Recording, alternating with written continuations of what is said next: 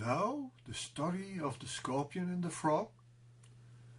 Well, once upon a time there was a very unhappy scorpion. The summer has been very hot and dry. The sun was shining unmercifully already for several weeks. The land and his inhabitants groaned under the leaden heat and drought. All the plants were dead. The trees had lost their leaves, and the bushes were so bone dry that they could shoot in flames every moment. "Oh boy," said the scorpion to himself, "I have only two options, yes, two. If I stay here, I will die by famine. The second option, I leave this place where I have lived all my life, and I am going to look after a better place to be, much cooler, much livable."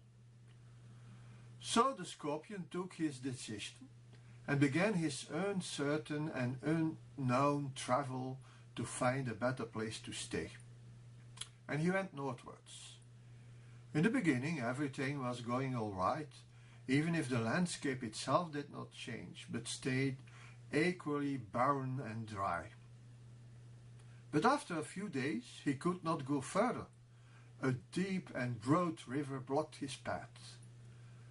"No way to cross over that water," wailed the scorpion. "I'm condemned to death. The water is too deep to wade it through, it's too wide to jump over it, and it's too wild to let me float to the other side. Damn!" "You can always just swim to the other side," answered an unsolicited voice a bit further away. The scorpion looked up in that direction and saw a frog at the edge of the river. "But I cannot swim," argued the scorpion, annoyed. "Scorpions do live on the land and can therefore not swim. It has always been like that." "And we frogs live in the water, and swim is for us the most easy thing to do. Ha ha ha, quack quack," answered the frog triumphantly. "I can swim in 1, 2, 3 to the other side without any pain or effort." "You're a bigger mother frog. If it is so easy for you, why don't you take me then to the other side? I don't weigh much, and I can sit on your back," proposed the scorpion. "Quack, quack, I'm not a fool," answered the frog. "Scorpions stab with their poison sting, so I would be dead if you would do that." "Okay, but I'm not also a fool," tried the scorpion to reason. "If I would do that, it will not only you that will be dead, but I will condemn myself also to a certain death by drowning. So I have no reason at all to do that. And I give you my word, I will not do that. And moreover, I promise you that if you will do that for me, never any scorpion will sting you in the future. Do we have a deal?" The frog must think carefully about that for a time, but because the benefits seem to be great and the effort minimal and the risk little, he agreed. "I rather prefer to have you as a friend than as an enemy," he spoke, and he let the scorpion climb on his back and began to swim carefully across the river. Everything went easy, and the two were already over the half, when suddenly the frog felt a nasty sting and pain in his back. He began to become paralyzed and to sink into the water. But, Scorpion, why do you have done that? You have promised me you will not do it, and now we will both die. Why, oh why?" And the scorpion could only spoke these last words. "I'm a scorpion, and stinging is what I do. It's my nature and my essence. So I can do nothing against that. It's stronger than myself. and must do it. Mostly, this story is told to prove that nobody can change his own nature, as an argument to justify the incapacity to change. I'm just like that, it's not my fault. So this story is in reality misused to excuse the unwillingness to change. Not everything in life is a question of irresistible compulsion. The most important decision in life must be, in contrary, just be taken in consciousness and in freedom of choice. Every man or woman can take a bad decision or a good decision, and whatever he has chosen for, he is responsible for it. That is the karmic choice between good and bad, positive and negative, constructive or destructive, that every Scorpio must take a few times in his life.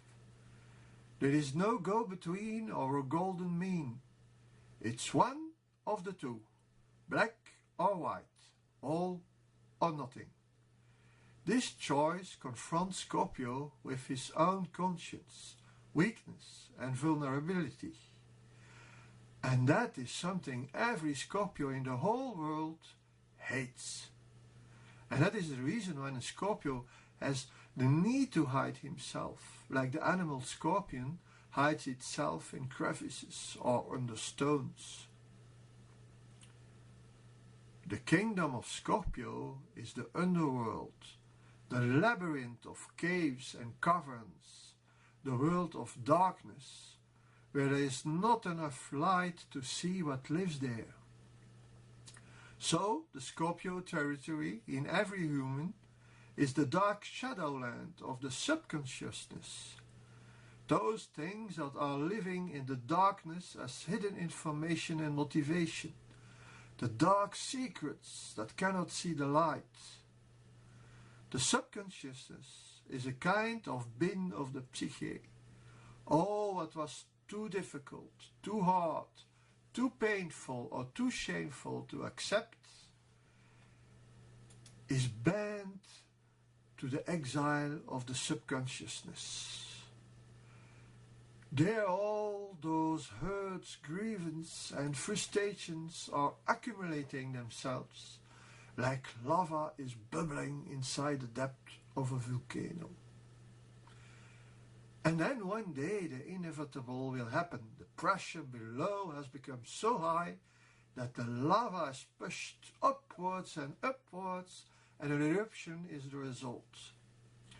The volcano spits his safe tensions over and out its surroundings, and all the negativity, all the negative energy is released.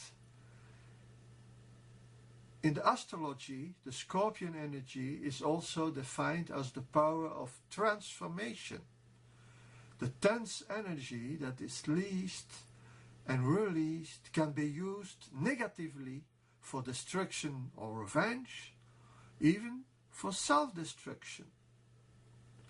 Or it can be used on a constructive and positive way to create a new form, like the metamorphosis of a caterpillar into a butterfly, like the peeling of a snake, or like the rebirth of the phoenix. The Scorpio person who goes to such a spiritual catharsis transforms himself from the face of the scorpion, the animal, to the face of the eagle. He liberates himself from the duality and struggle between good and bad to accede to a higher level of consciousness. He is not longer subject to the laws and the necessities of the material way of thinking and acting, but he is able to see the big picture. When one can fly as an eagle, one has an excellent view on the total plan of life, the whole scenery, the complete history, the global reality. So the eagle is the liberated and emancipated Scorpion.